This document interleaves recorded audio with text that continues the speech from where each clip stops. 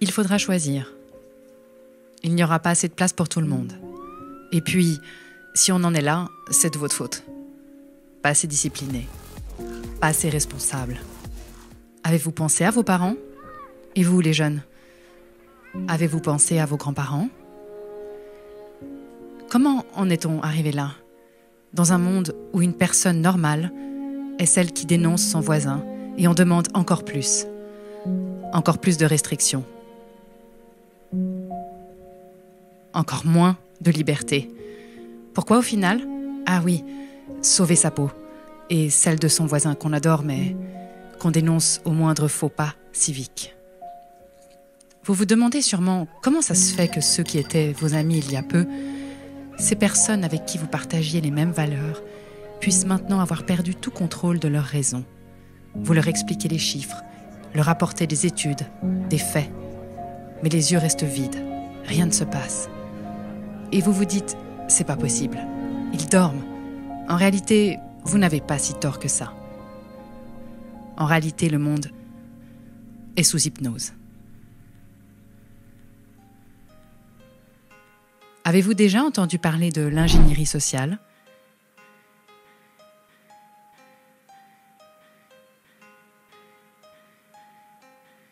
De la fabrique du consentement? Je vais aller droit au but aujourd'hui. J'ai une question pour vous. Pensez-vous que ceux qui vous dirigent souhaitent votre bien? Pensez-vous qu'il serait possible qu'ils vous connaissent mieux que vous? Avez-vous entendu parler d'Édouard Bernays, neveu du célèbre psychanalyste Sigmund Freud?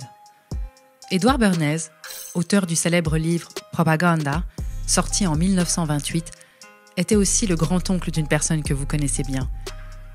Il s'agit de Mark Randolph, le cofondateur et premier PDG de Netflix. Pour Édouard Bernays, une foule ne peut pas être considérée comme pensante. Elle ne réagit qu'à ses émotions. En 1916, le président Wilson devait sa réélection à une position pacifiste, utilisant le slogan « Grâce à moi, l'Amérique est restée en dehors du conflit européen ». En 1917, durant la Première Guerre mondiale, Bernays fait partie du Committee on Public Information, ou commission Creel, créée par le président Wilson pour mettre sur pied un arsenal mental, une machinerie destinée à retourner l'opinion publique américaine et à la préparer à l'entrée en guerre, faisant de la propagande durant la Première Guerre mondiale les prémices d'une science, l'ingénierie sociale. En un an, grâce à toute une série de manipulations basées sur la connaissance de la nature humaine et spécialement des foules, il réussit à opérer un virage à 180 degrés dans l'esprit des gens.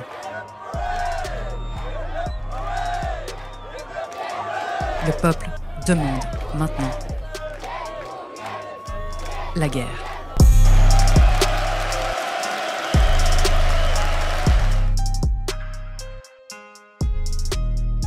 Si tu ne connais pas ton cerveau, quelqu'un le fera pour toi. Et comme le disait l'ancien président français Nicolas Sarkozy, ce n'est pas la réalité qui compte, mais la perception de la réalité. Alors, comment changer votre perception? Comment vous faire demander ce que vous n'auriez jamais demandé il y a encore un an? Voici ma réponse en 10 étapes. Premièrement, la distraction. Quoi de mieux qu'un peuple distrait? Vous aimez la télévision? Les séries? Les émissions? Finalement, on ne sait pas vraiment pourquoi, mais on ne décroche plus. Des heures passées à ingurgiter sans résistance. Pourquoi? Parce que quand vous êtes en mode distraction, vous êtes en état d'hypnose et votre esprit critique s'est envolé. Finalement, quoi de mieux qu'un peuple distrait? Ça laisse la place pour préparer le terrain quand l'heure sera venue.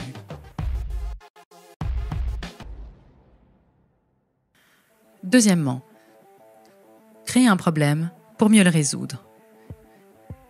Connaissez-vous Naomi Klein? Elle a écrit La stratégie du choc. Vous voulez un exemple? Rien de plus simple. On laisse monter l'insécurité pour mieux régler le problème. On laisse les choses s'envenimer et si possible, on met un peu d'huile sur le feu. Quoi de mieux qu'un bon gros problème pour arriver ensuite comme un sauveur? Bon, c'est évidemment possible avec une crise économique. Vous saccagez l'économie de votre pays,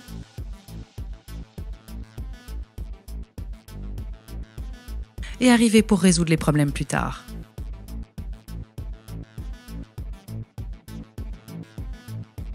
Pourquoi pas finalement un revenu universel à 800 € par exemple? On crée la pénurie de travail pour vendre le revenu universel dans l'esprit des gens. Pas mal, non? Ce que vous devez savoir sur l'être humain, c'est qu'il a 4 grands fantasmes fondamentaux archétypaux. Premièrement, l'intérêt matériel immédiat. Deuxièmement, la peur. Il a fortement besoin de sécurité et de normes. Troisièmement, l'érotisation. Quatrièmement, l'agressivité. Surtout, nous noterons la peur et l'érotisation. D'ailleurs, à ce propos, savez-vous ce qu'est le tititainment? Ce mot est un mot valise utilisé par le démocrate Brzezinski, membre de la commission trilatérale et ex-conseiller du président des États-Unis, Jimmy Carter, pendant la conclusion du premier State of the World Forum qui s'est tenu en 1995 à San Francisco. L'objectif de la rencontre était de déterminer l'état du monde, de suggérer des objectifs désirables, proposer des principes d'activité pour les atteindre et d'établir des politiques globales pour obtenir leur mise en œuvre. Les 500 hommes politiques, leaders économiques et scientifiques de premier plan réunis, parmi lesquels Mikhail Gorbatchev, George Bush père, Margaret Thatcher, Bill Gates, Ted Turner, sont arrivés à la conclusion que, dans le siècle à venir, 2/10 de la population active suffirait à maintenir l'activité de l'économie mondiale. Le problème se poserait alors sur la manière de gouverner 80% de la population restante, superflue dans la logique libérale, ne disposant pas de travail ni d'occasion d'aucun type, ce qui nourrira une frustration croissante. C'est ici qu'est entré en jeu le concept proposé par Brzezinski, qui a proposé le tititainment, un mélange d'aliments physiques et psychologiques qui endormirait les masses et contrôlerait leur frustration et leurs protestations prévisibles. Le même Brzezinski explique l'origine du terme tititainment, comme une combinaison des mots anglais tit, qui veut dire sain, et entertainment, ou divertissement. Finalement, on vous a donné à téter, tranquillement assis sur votre canapé, et pendant qu'on vous endormait, on a préparé ce qui est en train d'arriver. Au final, on trouve un moyen idéal pour inhiber la critique politique. Et voici comment arrive l'omniprésence de divertissements abrutissants et la satisfaction suffisante des besoins primaires humains. Troisième point, la dégradation progressive, ou comme on peut l'appeler, le fascisme progressiste en dilution homéopathique 5CH. On y va par étapes, graduellement. On ne va pas tout vous dire du premier coup, vous trouveriez cela inadmissible. On ne donne pas brutalement l'information, mais on y va petit à petit. Vous souvenez-vous du mois de mars 2020 ? Vous pensez que vous auriez réagi comment si on vous avait annoncé un confinement de 2 mois, puis le port du masque dans la rue, le couvre-feu, l'interdiction de boire un bon verre de vin avec vos amis sur une terrasse ? Ils savaient bien que ça ne passerait pas. Et ils avaient raison. Il faut y aller progressivement. Pourquoi ? Parce que le peuple oublie. Quatrième point. La stratégie du différé. On verra après. On s'occupe de la pandémie, on verra plus tard pour l'économie. Et là, je vous vois sourire. Oui, vous avez raison, le plus tard n'arrivera jamais. Pourquoi ? Parce que vous serez tous bien endormis sous la couverture devant le prochain divertissement abrutissant, et d'ici là, ils savent que vous aurez oublié, une fois de plus.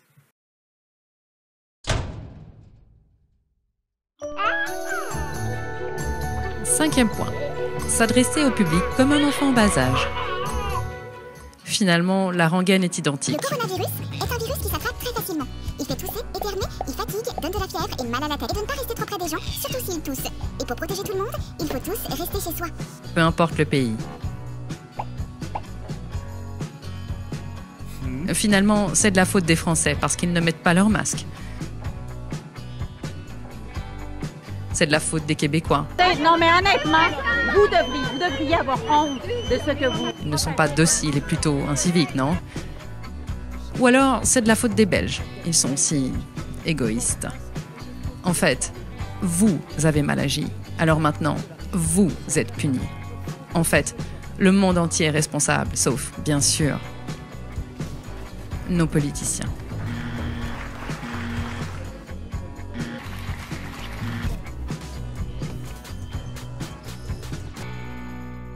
Sixième point. S'adresser à l'émotionnel plutôt qu'à la réflexion. En France, 27 millions de personnes qui fréquentent les salles de sport et environ 200 sont des cas, mais on ferme ces salles de sport. Je vous soumets quand même ces chiffres. 27 millions de passages dans les salles de sport pour 207 cas avérés. Ça vous semble aberrant, non? Pourtant, ça a passé crème, comme diraient certains. Ça a passé tellement bien que certains en demandent même plus. Et maintenant, on parle de manipulation. Vous comprenez de mieux en mieux pourquoi on en est arrivé là. La fabrique du consentement, un concept génial. Il suffit juste d'abattre ses cartes au bon moment et d'être patient.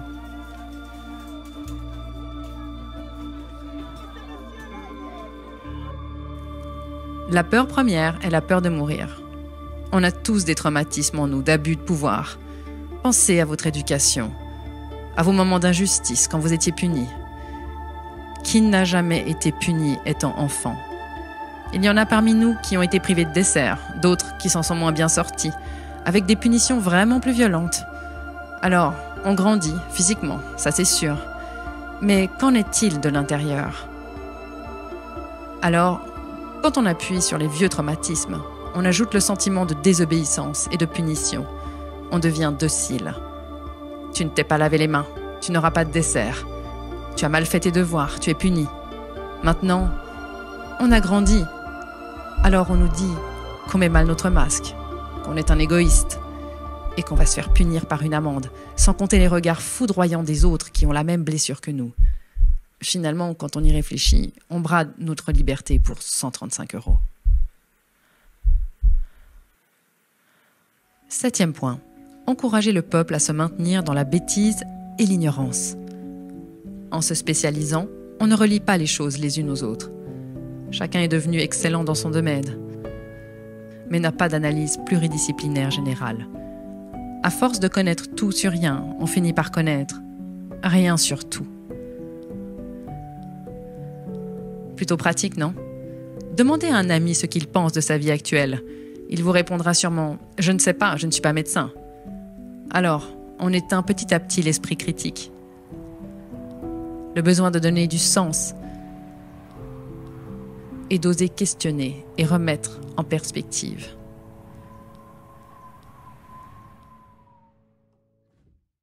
Huitième point. Se complaire dans la médiocrité. On a besoin d'une appartenance sociale. Pour comprendre la notion de norme, il faut comprendre qu'on a besoin d'appartenir à un groupe. Avez-vous entendu parler de la pyramide de Maslow? Voici l'étage inférieur. Un individu, pour survivre, a besoin de boire, de manger et de dormir. Ce sont les besoins physiologiques primaires. Mais oui, la vie ne se réduit pas à ça. À l'étage supérieur, c'est le besoin de sécurité. Votre maison, par exemple. Votre toit, sur la tête. Ensuite, le besoin d'appartenance à un groupe. Le besoin d'avoir une estime de soi. Et pour finir, le besoin de réalisation de soi. En d'autres mots, votre étage supérieur, c'est votre besoin de sécurité, votre besoin d'appartenance à un groupe. Dommage, le masque met en distanciation. On fait d'un groupe une succession de personnes détachées les unes des autres. Tu ne mets pas de masque, alors tu seras banni du groupe. Le besoin d'avoir une estime de vous. Oui, je sais, c'est pas franchement compatible avec la culpabilisation qu'on vous fait subir depuis des mois. Et pour finir, le besoin de vous réaliser. ce qui paraît plutôt compromis vu la crise économique actuelle, n'est-ce pas? Rappelez-vous toujours de ceci. Une société prospère permet aux citoyens de réaliser tous ces étages. Une société prospère vous permet à vous de réaliser tous ces étages. 9e point. Remplacer la colère par la culpabilité. Oui, c'est pas pratique un peuple en colère. Ça casse tout, ça se révolte, et avec un peu de malchance, ça finit par convaincre les endormis. Alors, on a trouvé une solution miracle. Remplacer la colère par la culpabilité. Finalement, on joue sur la corde sensible. Vous ne seriez pas égoïste à ce point, n'est-ce pas? Pour finir, la règle d'or, celle qui est intemporelle et sans frontières, connaître le peuple mieux que lui-même. La tendance de l'humain est de ne pas vouloir changer ses habitudes. On n'aime pas le changement. Maintenir son intégrité fait partie de la nature humaine. La culture est un ensemble de traditions et d'habitudes transmises de génération en génération.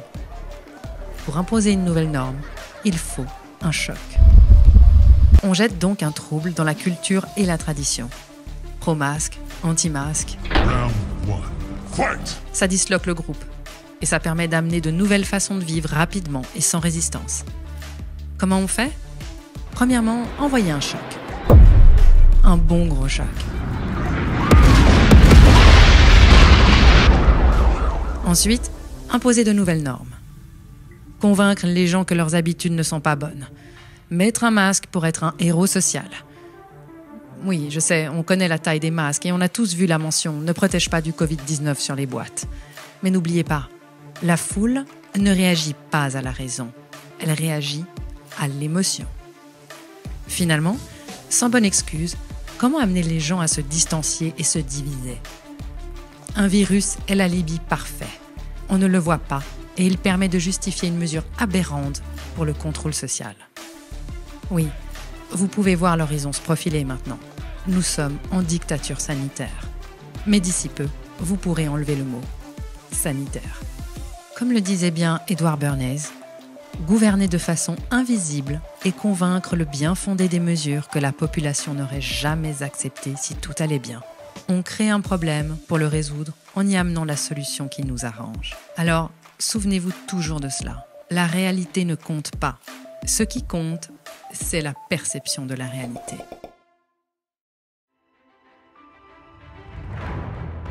On fait des débats d'opinion, mais au final, qu'est-ce qui repose réellement sur des faits?